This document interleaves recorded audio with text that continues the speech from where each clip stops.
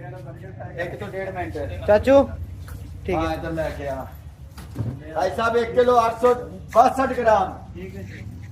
जामलिकम bag आगे bag bag bag bag bag bag bag bag bag एक नहीं दो नहीं बेच किसी साहब ने मुझे बोला था ऐसे ना किया करो, तो मैं उनको यही कहूंगा कि सिर्फ आप लोगों को खुश करने के लिए करता, वरना मनु की लोड़ है। पेट है ना बड़ा कुछ करा लेंदा है, यही पेट ताड़े को बेईमानी करांदा है, यही पेट ताड़े को रिस्के हलाल कमांदा है। किसी भी फार्म च लै जाओ, मगर मैं अल्हम्दुलिल्लाह रिस्के हलाल कमा रहा। 1 2 3 नालों दा भतीजा ते नालों दा चाचा, ए सारा किलो च जा रहा है माशाल्लाह। ला हा पुत्र 1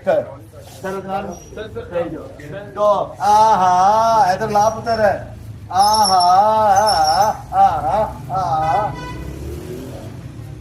सब kilo kilo kilo kilo kilo kilo kilo 1200 रुपए किलो मन मर्जी का बैग चुन के लवो, जेड़ा दिल करदा कटो। 1 किलो के हिसाब नाल 6 किलो 106 ग्राम वजन लिखो 6 किलो 106 ग्राम बोला जी 6 किलो 106 ग्राम। एक ला भाई ला 1 मिनट की हो गई है 6 किलो 106 ग्राम चाचू 1 मिनट की हो गई है बस लगे जाए चलती रहने ए आ वेख मेरा पुत्र ए वेख मेरा पुत्र टोरी बैग टोरी बैग आहा बल्ले बल्ले बल्ले बल्ले बल्ले बल्ले बल्ले बच्चियां दी ईदी लागी है बच्चों की क्या बात है क्या बात है क्या बात है।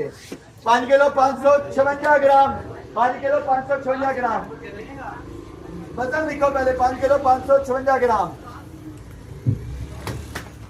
ला यार एक बैग ना दे के मोबाइल आहा ए जे किन्ने दा पिया मेरा पुत्र 10 800 रुपए दा बैग पिया 800 रुपए दा 800 रुपए दा सही है।